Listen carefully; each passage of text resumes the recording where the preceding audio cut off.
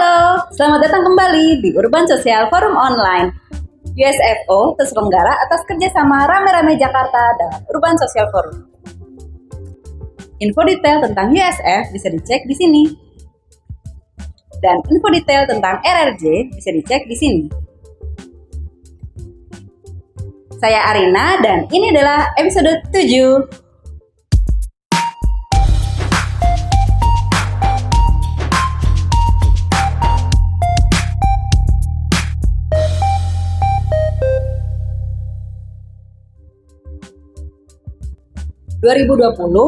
Tercatat sebagai tahun yang sangat berat secara ekonomi maupun sosial, tidak hanya di Jakarta, tapi juga di seluruh Indonesia dan dunia.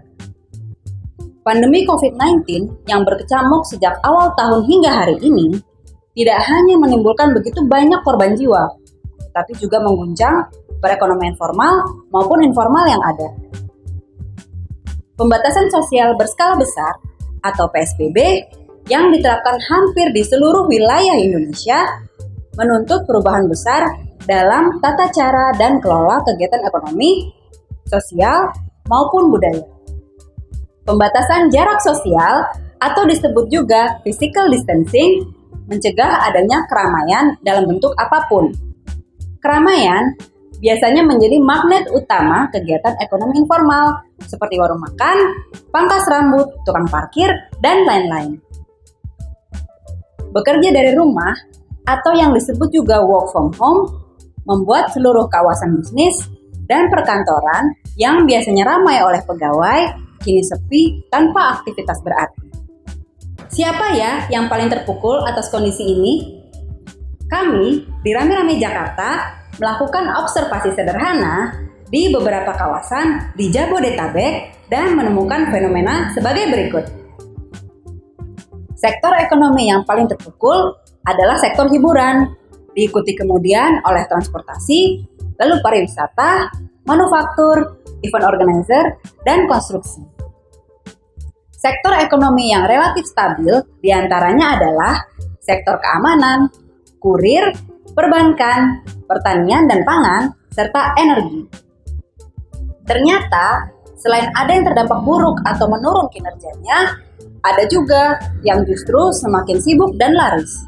Di antaranya, sektor jasa belanja daring, pelayanan kesehatan, telekomunikasi dan media, serta pasar swalayan atau minimarket. Jika dirunut berdasarkan pelaku usaha, maka kondisinya sebagai berikut. Yang terkena dampak paling parah adalah bidang-bidang usaha yang mengandalkan keramaian, seperti ojek pangkalan dan angkot, lalu preman, hiburan keliling, tukang parkir, PKL jalanan, dan pedagang asongan. Selain itu, juga termasuk bisnis layanan langsung, seperti tukang pijat dan tukang cukur. Sedangkan, pelaku usaha yang relatif masih bisa bertahan, diantaranya adalah penyedia jasa primer yang tidak mungkin dihilangkan karena selalu dibutuhkan, seperti bengkel dan tambal ban, pedagang pulsa, penjual makanan ringan, serta pedagang pasar kebutuhan pokok.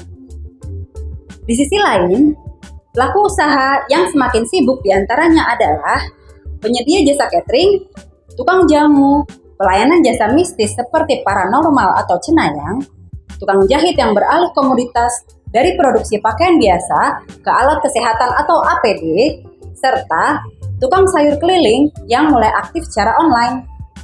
Selain berdampak secara bentuk kegiatan, PSBB juga berdampak secara wilayah kegiatan. Kalau sebelumnya, aktivitas ekonomi informal lebih ramai di pusat kota, pusat bisnis, dan simpul transportasi umum, maka saat ini kegiatan ekonomi bergeser ke kawasan hunian di tepian kota. Penyebabnya adalah hampir semua orang terjebak di rumah masing-masing dan mengandalkan pemenuhan kebutuhan hidup dari penyedia barang dan jasa di sekitar rumah mereka, baik secara transaksi langsung maupun mengandalkan jasa kurir. Hilangnya kesempatan bekerja di sektor formal maupun informal di kota menyebabkan tingginya gejala pulang kampung atau disebut juga ruralisasi.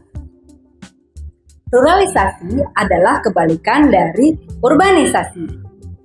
Kali ini, perpindahan penduduk justru terjadi dari kota yang lebih padat penduduknya ke wilayah desa yang lebih sepi.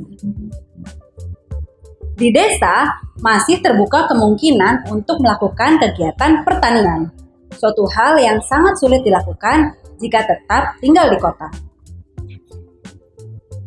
Pandemi COVID-19 saat ini merupakan peristiwa yang belum pernah terjadi dalam skala dan dampak yang seserius ini. Bagi sebagian pelaku usaha informal, masih ada harapan untuk bertahan jika mampu memindahkan lokasi usahanya dari pusat kota ke kawasan hunian di tepian Jakarta. Atau, pelaku usaha juga masih memiliki harapan untuk bertahan jika mampu mengubah komoditas dagangannya sesuai dengan konteks yang baru. Seperti yang dilakukan oleh penjahit dan pedagang masker wajah, APD, dan lain-lain. Tapi bagi sebagian besar pelaku usaha, sepertinya masa-masa sulit tidak bisa dihindari. Untuk saat ini, banyak yang bertahan hidup dari tabungan mereka sebelum krisis. Tapi tanpa kejelasan pemulihan ekonomi, sampai kapan bisa bertahan?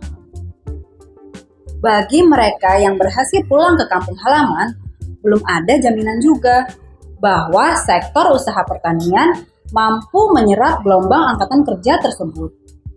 Lahan garapan mungkin sudah beralih fungsi atau kepemilikan. Keahlian bercocok tanam pun mungkin sudah tidak dimiliki lagi. Normal yang baru akan terjadi. Apa yang menjadi pola kegiatan pada masa sebelum krisis sepertinya akan mengalami perubahan yang signifikan. Sejauh apa? Sangat bergantung pada konteks yang nanti akan terbentuk. Saat ini, segala sesuatu masih dalam proses yang berubah dengan sangat cepat.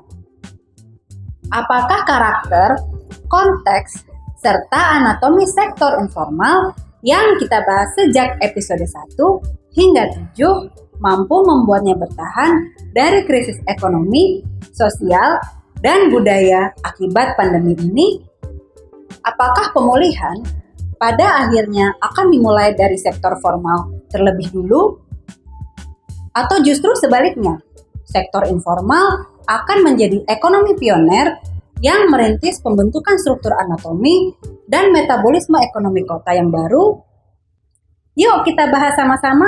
Ikuti diskusinya ya. Sampai jumpa.